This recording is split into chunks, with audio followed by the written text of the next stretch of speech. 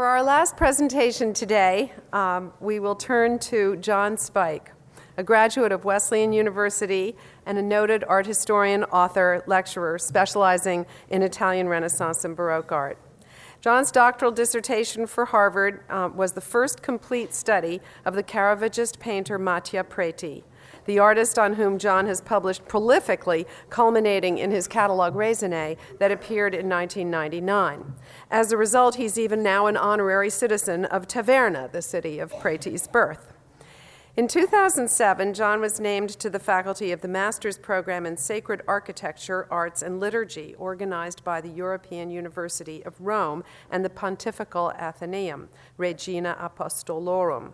In 2006, since 2006, John has been associated with the Muscarelle Museum of Art at the College of William and Mary, first as a board member and since 1912 as its assistant director and chief curator. John's numerous books, often published in multiple languages, include Young Michelangelo, The Path to the Sistine, Masaccio, and Fra Angelico. In 2001, John published a monograph with complete catalog raisonné of the paintings of Caravaggio, whose second revised edition appeared in 2010 in connection with the celebrations of the 400th anniversary of the artist's death.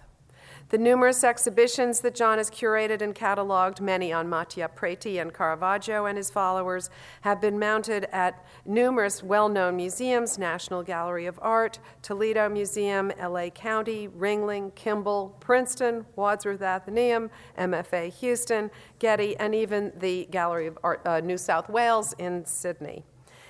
John's contributions to Italian culture have been recognized on numerous occasions, including they love giving prizes with all due respect, the Premio Anthurium in 1998, the Annual Medal of the Accademia de Belle Arti in Messina, the Premio Anna Salaios in 2002, the Man of the Year Award of the Tuscan American Foundation in the Palazzo Vecchio in Florence. In 2011, John was named to the Board of Judges for the Sir Denis Mann Essay Prize of the Courtauld Institute in London, and this summer he was named by Her Majesty the Queen a member of the Most Venerable Order of St. John. We're very lucky that John was willing to join us this weekend, actually, because in October, just weeks away, the exhibition he curated, Caravaggio to Canaletto, The Glory of Italian Baroque and Rococo Painting, will open in Budapest. Please join me in welcoming John Spike, who will end the day's proceedings with his talk about Robert and Bertina Suida Manning.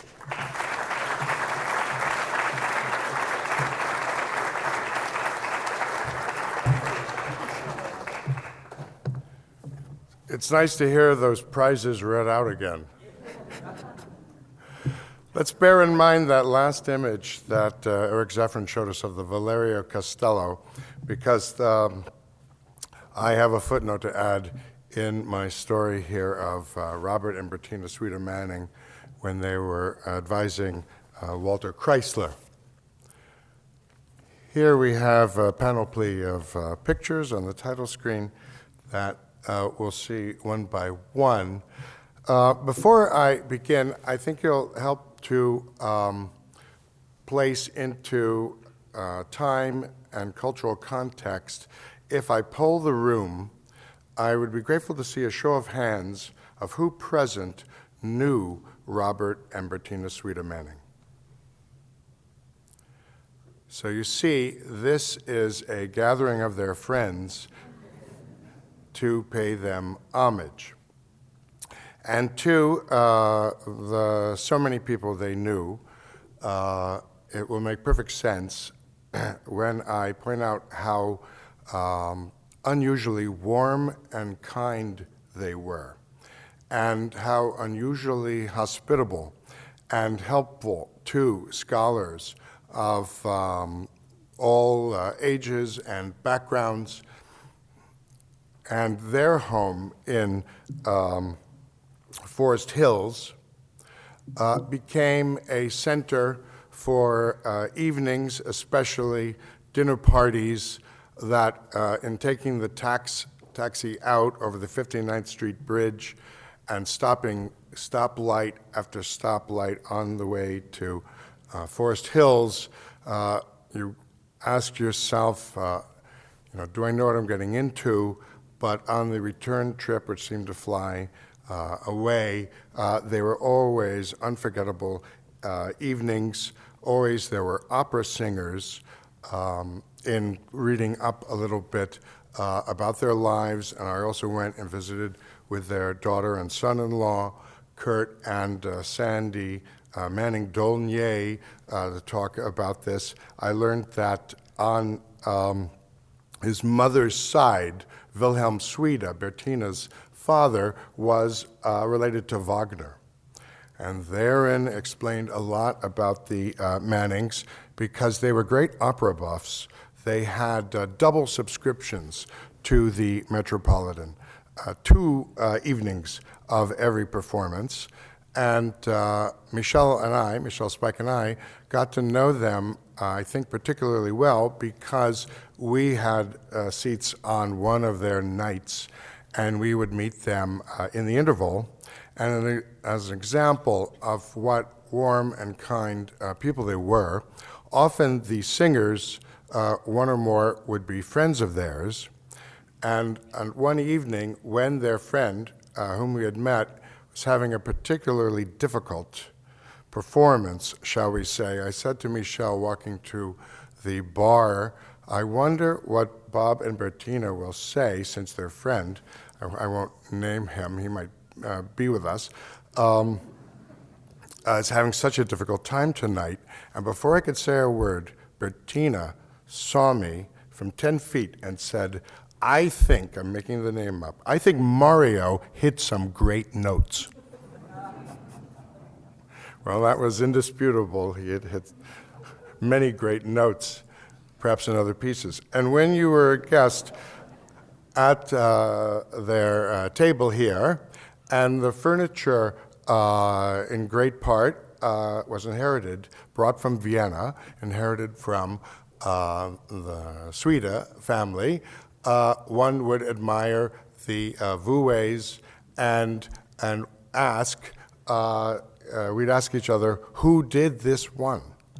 Because we could not decide, and one of the most interesting ideas ever put forward for it was perhaps it's a painting by Bernini.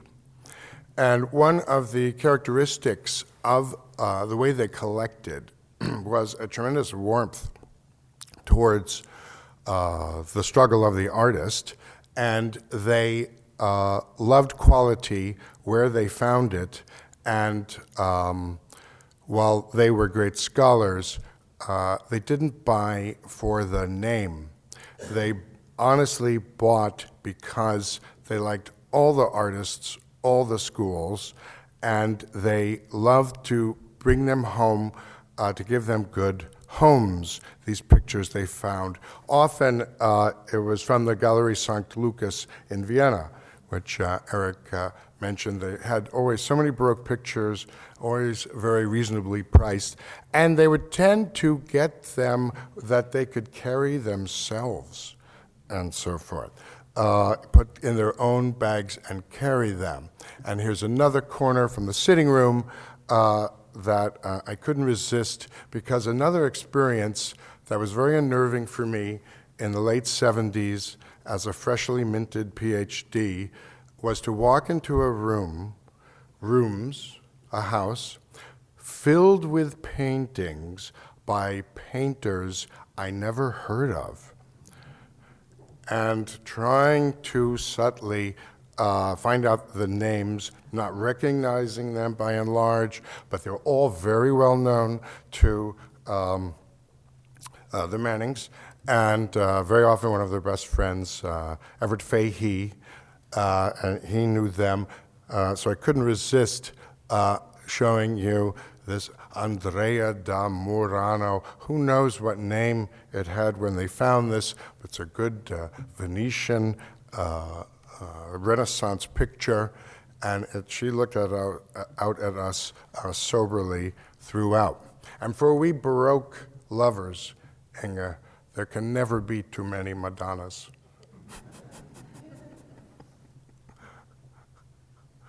Wilhelm Suida is important because to any discussion of the Mannings because they were devoted to his memory, to his legacy, and what they were doing was extending and expanding his legacy, and that is why after his death and after they passed away, the family urgency was to keep the Suida Manning collection together. He was Austrian. This is a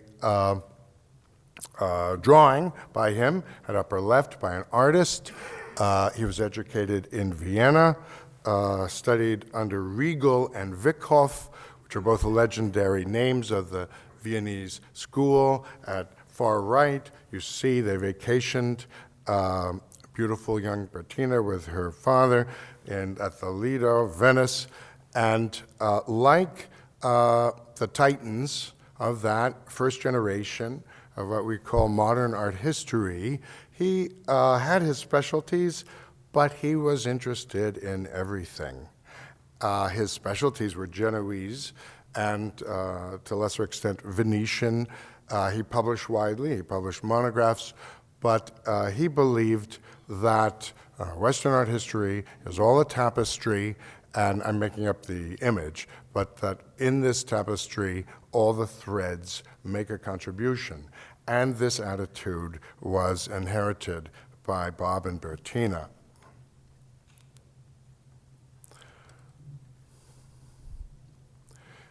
Just after the war, Bertina Suida, who had this extraordinary provenance, if you will, her family had left Vienna in 1938 to escape the war, and just after the war, she went to study at the Institute of Fine Arts, graduate studies with Walter Friedlander, and at right, there was a dashing young man come from Texas, of all places, to do the same thing. So I call this pair of slides here, they're just approximately from this date, Boy Meets Girl.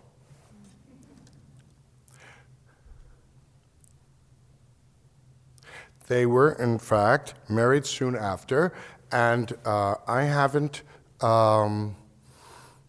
troubled Sandy Manning for the precise dates because I have the wonderful and welcome news that she is working on writing the biography of her parents. And all those particulars will be put down accurately once and for all. Now, this is a picture, as you can see from the writing on the right. This is a picture when they went to the opening of a Kress wing. He periodically revived and enlarged in 1951. March 17th, they had a particularly important gallery opening of the Kress collection at the National Gallery. And Robert Manning had received his first position through the intervention of his father-in-law, Wilhelm Manning, Suida, who had been advising Kress for some years. And this was a match made in heaven for the three of them, because Suida's knowledge was so deep. Robert Manning had an instinctive understanding of quality in art and was learning and growing. And Kress had these extraordinary ambitions to have a good painting by every Italian artist. It wasn't, as Pete Bowen told us earlier, really in keeping with the Johnny Walker philosophy from the National Gallery, but as a result, in all those cities that Pete named to us, there are extraordinary groups of paintings from the Kress collection that were given there from Kress. Bettina began advising Walter Chrysler, and she was a dyed-in-the-wool in her father's footsteps scholar. They ultimately, adding on to her father's library, accumulated 17,000 books on art history, which were sold about a decade ago to Emory University. It's become the core of their art history teaching at Emory. This opening I saw somewhere was held at the very chic hours of 9 until midnight. Very unusual. It's in 1950, the year before, that Robert Manning became assistant curator, and he held this post all through the 50s and until 1961 when the Kress collection was distributed. And what did this allow him to do? It allowed him to meet absolutely everyone in the world of old masters, especially in New York, but really all over the world. And they continued their father-in-law's practice of making acquisitions whenever they could. He had a solid core. The most famous core in their collection are their 12 paintings by Cambiaso, but the ultimate total of the works will be 250 paintings and 400 drawings. So they were, relentless. They were tireless in their acquisitions, and I can't say that they, because I was fortunate even to be present when they showed me new things they had found, I can't say they thought of them in terms of going with each other or filling in spots. It wasn't the traditional curatorial approach. It was the approach that they fell in love with these works and had to bring them home. And I have here a quote from Eric Zaffron because I want to repeat what Pete Bowen, I knew Pete would do this. In fact, I just saw Pete in Houston. He told me he'd do this. He showed the cover of the catalog in which Eric Zaffron wrote the never-to-be-surpassed history of the collecting of Italian Baroque painting in America.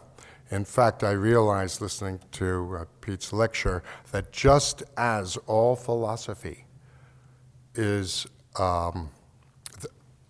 all philosophy that we know is merely a footnote to Plato, so all we're doing in this symposium these 2 days is a footnote to Eric's magnificent 360-footnote essay.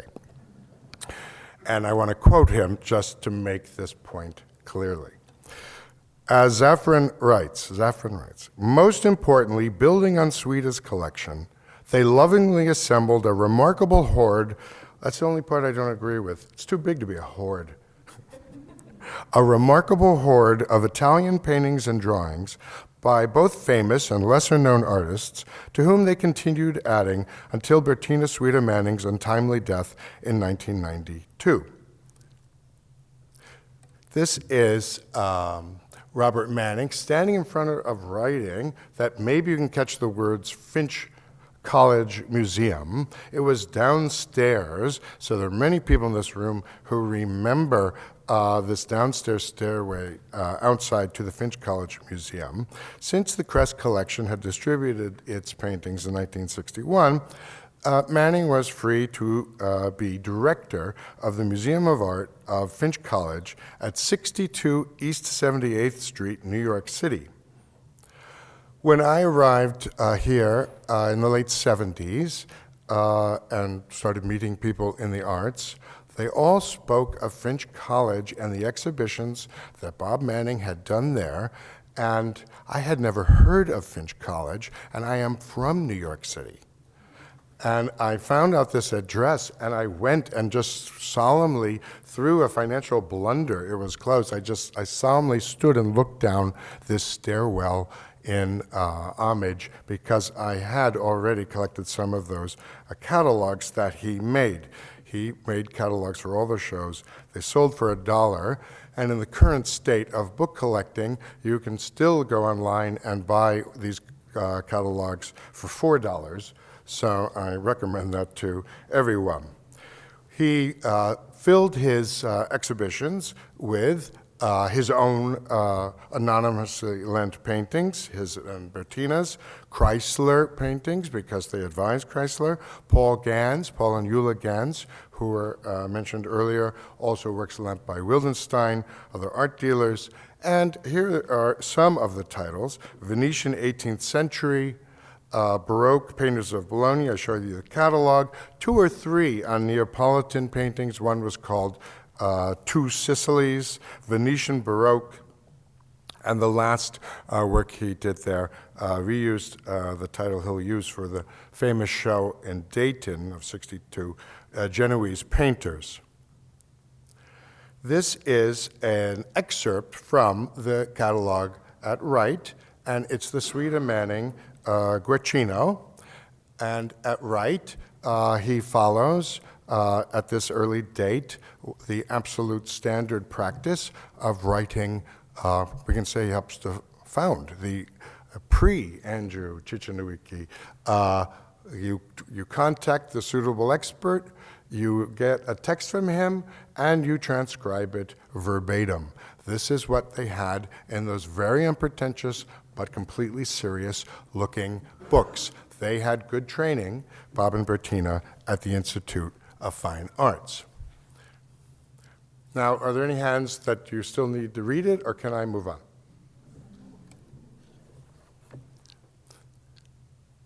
Oops. Back to this, because I want to make a transition into what they were doing. He was very, very busy, and in addition to nonstop curating shows on, of course, no budget at all, everyone lending and helping out with transport, he was doing the first major entirely Genoese painting exhibition in America. I'm not aware of any earlier in Italy, but there probably was one in the 30s, which was a great decade for shows in Italy. And they spent, this opened in Dayton in 1962, and it went to two places known for Italian Baroque painting, the Ringling Museum in '63 and the Wadsworth Athenaeum again in '63.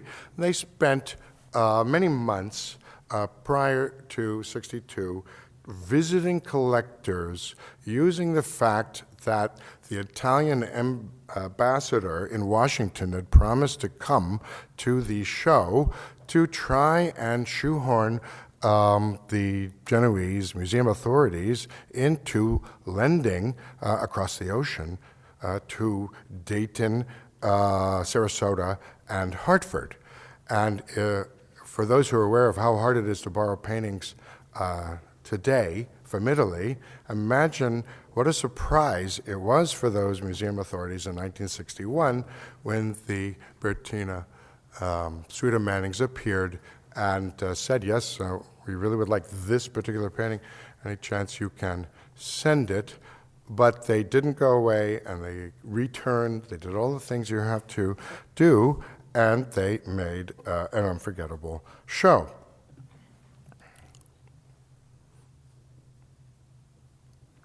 This picture is, of course, my favorite. Here they are in 1963. This is the writing on the back of what the photo shows. Colomba Ristorante is still there. It is just outside Piazza San Marco, and they're having a dinner, and they're doing what you do, or at least did. They're studying where they're going to go next, because you have to go through the guides, and you have to expect, especially in 1963, that upon arrival it will be closed. So you have to cluster the places you're going to go to, because no point in traveling out to the end of the Lido for a single destination on that slow Vaporetto. And that is just a super Italian moment with America's leading experts in Italian Baroque painting in 1963. No event happened, many will be referenced, and many, many more referenced by Eric. No event happened in Italian Baroque painting that they didn't either contribute to or lend to.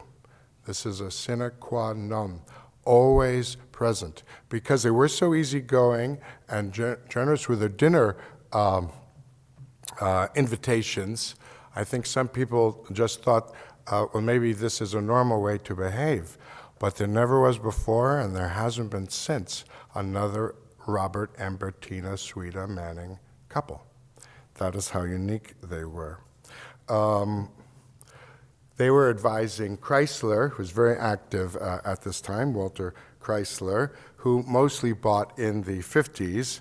And it is Manning, here's back to the Valerio Costello, that fantastic picture we saw.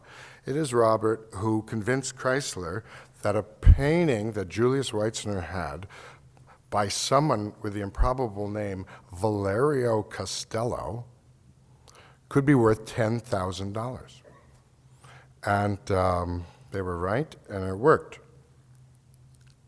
In 1967, when Chrysler started pulling together his collection, and he had started to specialize in Italian Baroque paintings, under the Suida Manning's influence, he had abandoned his interest in Dutch paintings and started pulling together 17th and 18th century.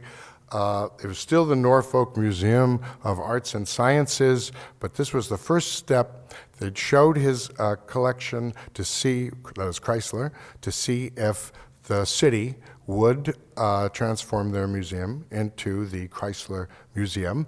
And all the entries in the book are written by, I have to say it once, Bobby Manning, as we mostly called him.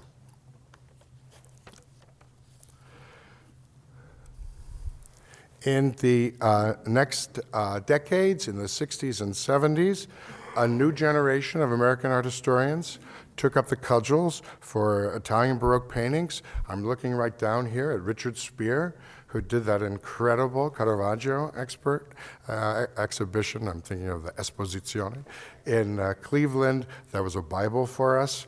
And American art historians began writing more monographs and curating more exhibitions than we can name. And by the late 70s, perhaps the fever was in the air, because when I came in the late 70s to New York, Fred Licht was ending his time as director at Princeton University's Art Museum, and he was talking to one of their premier Princeton graduate art professionals, Marco Grassi, and they thought, wouldn't it be great if we do something like the old Finch shows, and we would do Italian Baroque paintings from New York private collections. Fred went on, and Alan Rosenbaum took over the helm at Princeton, and he was enthusiastic about the project, and they looked at me, and I said I would just love to do it. After all, I just finished my dissertation. I didn't have anything else to do. And that was great to have that year at Princeton. And I was constantly reminded I was working in the spirit of the Finch College shows. So the first thing I had to do was go and meet Robert and Bertina Suida Manning. And I asked Everett Fahey, formerly the director here, and of course chief curator of European paintings at the Met, if he would introduce me. When I was an undergrad, I'd been an undergrad summer intern for Everett Fahey. I was in New York, meaning at the Metropolitan, and we rode out in the car, and he, because this is Everett's sense of humor, told me terrifying stories about them all the way out in the taxi, completely untrue, about how difficult they were going to be, and so forth. And then they were so lovely and warm, and they had the beautiful Mattia Preti martyrdom of St. Catherine, and they had a lovely other Preti, and say something Preti in a second. On the way back, Everett couldn't say that they're anything but generous and warm anymore, so he said, it's a shame they didn't show you that dossier they have of unpublished Mattia Preti drawings. Okay, almost done. Here we go. This is the cover picture. Daniele Crespi, an artist who was unknown by and large at that time. And of the 47 paintings in the show, they lent 14. and Paul and Eula Gans lent about 6, and Morton and Mary Jane Harris lent 7 or 8. Other people lent others, but they were the dynamic lenders.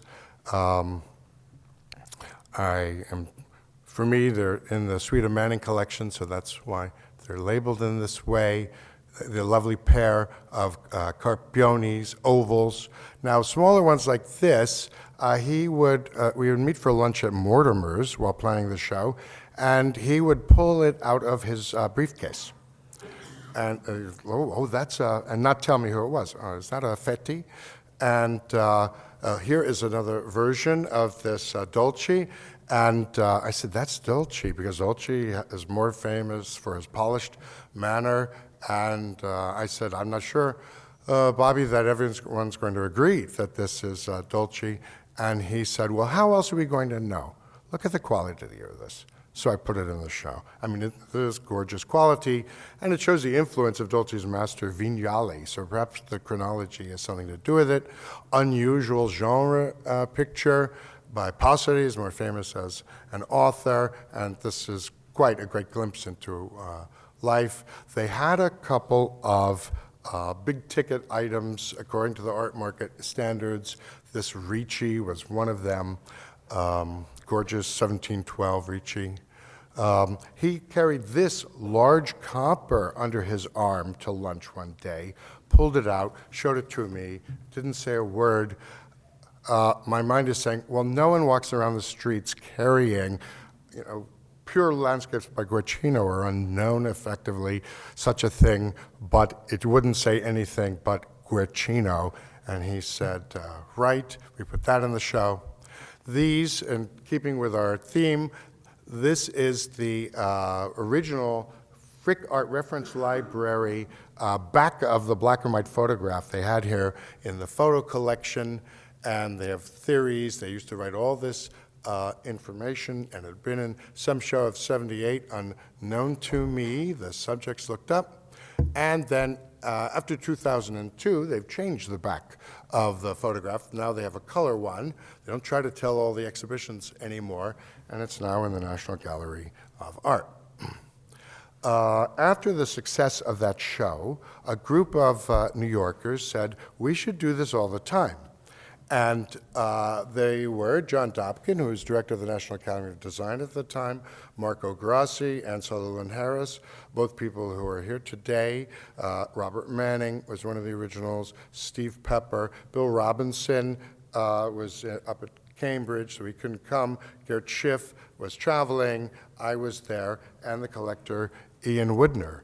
And we put on this group of volunteers, just keen on doing the same sort of thing that Bob Manning had been doing, Italian still life paintings from 3 centuries, which was a landmark show. And then a year afterwards, we sponsored and put together a show of Dutch paintings from the Baradius Museum.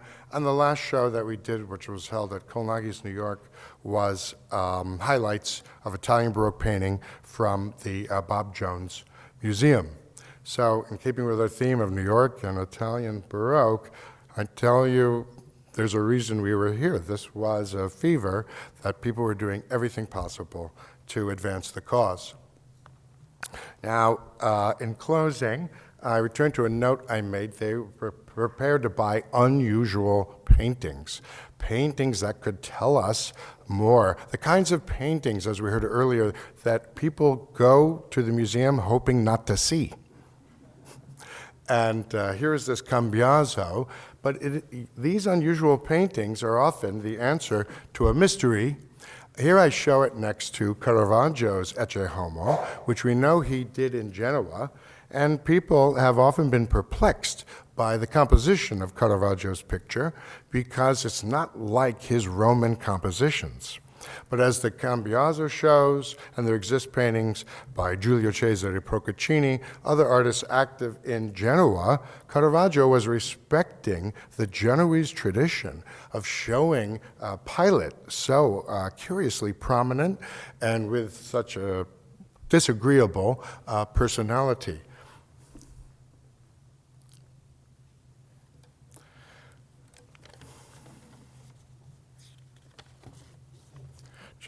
Just last slide.